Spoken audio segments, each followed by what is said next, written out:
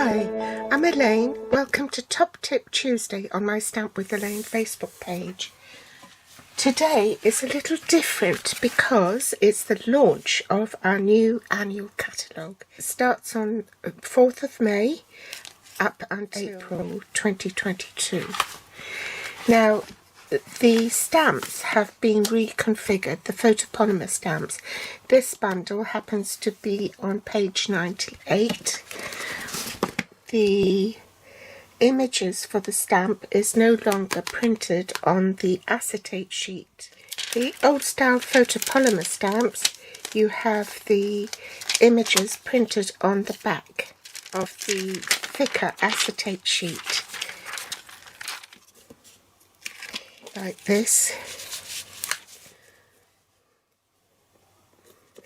In the new configuration it isn't, so it's actually printed on the back of this sleeve,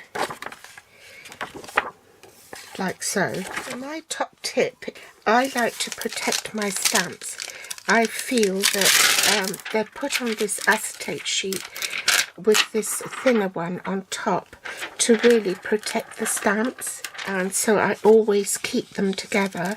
And I just before I take it out of the packet even, I put washi tape on the back or painter's tape and make a hinge with it, so this is always attached to the stiffer acetate sheet.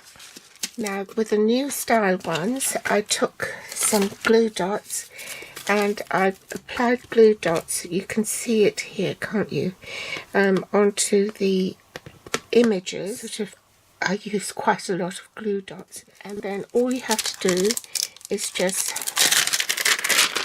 pop this on top, make sure they're lined up, and then press it down with a block.